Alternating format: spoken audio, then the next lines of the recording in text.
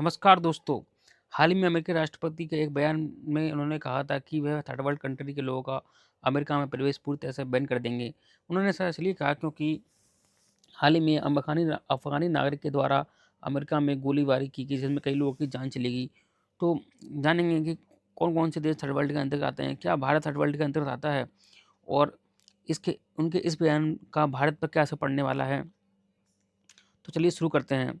तो सबसे पहले जानेंगे कि थर्ड वर्ल्ड क्या है? तो जैसा कि हम जानते हैं कि कोल्ड वॉर एरा के दौरान दुनिया 3 हिस्सों में बटी थी, जिसमें पहले था फर्स्ट वर्ल्ड, जिसके अंतर्गत अमेरिका और उसके अलाइड देश जैसे कि यूके, फ्रांस आदि आते थे।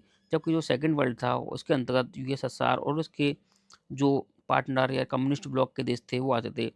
जबकि थर्ड वर्ल्ड के अंदर ऐसे देश आते थे जो कोई भी धड़े का हिस्सा नहीं थे, जो कि नॉन अलाइन्ड मूवमेंट के पार्ट थे, जिसके अंतर्गत कहीं न कहीं भारत, इंडोनेशिया और अफ्रीका के जैसे कि मिस्र देश, ऐसे कुछ देश आते थे। तो आगे बढ़ते हैं और जानने का प्रयास करते हैं कि थर्ड वर्ल्ड को कैसे एक पुअर कंट्री के साथ जोड़ दिया गया। तो ऐतिहासिक रूप से देखा जाए तो थर्ड वर्ल्ड का मतलब था न्यूट्रल और नॉन अलाइन्ड कंट्री, जो कि किसी भी तरह का हिस्सा नहीं थे। लेकिन कहीं न कहीं मीडिया के द्वारा इस शब्द को गरीबी और डेवलपिंग कंट्री के साथ जोड़ दिया गया। लेकिन अब जानेंगे क्या भारत थर्ड वर्ल्ड के अंतर्गत आता है?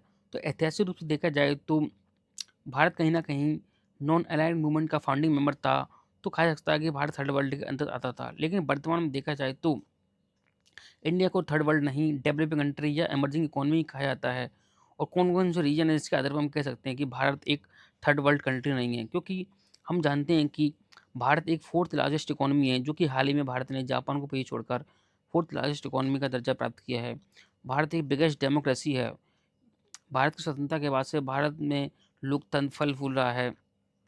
और कहीं न कहीं देखा जाए तो ये एक अच्छी बात है भारत के लिए। और रैपिड ग्रोइंग मिडल क्लास, यानी कि भारत के लोगों के पास लगातार इनकम बढ़ रही है और मिडल क्लास उभर रहा है। टेक एंड स्टार्टअप हब, यानी कि भारत में कहीं न कहीं टेक्नोलॉजी का इनोवेशन हो रहा है, स्टार्टअप कल्चर डेवलप हो रहा है। तो इसके अकॉर्डिंग देखा जाए तो भारत एक थर्ड वर्ल्ड कंट्री नहीं है, बल्कि एक इमर्जिंग नेशन है और इमर्जिंग इकोनॉमी है।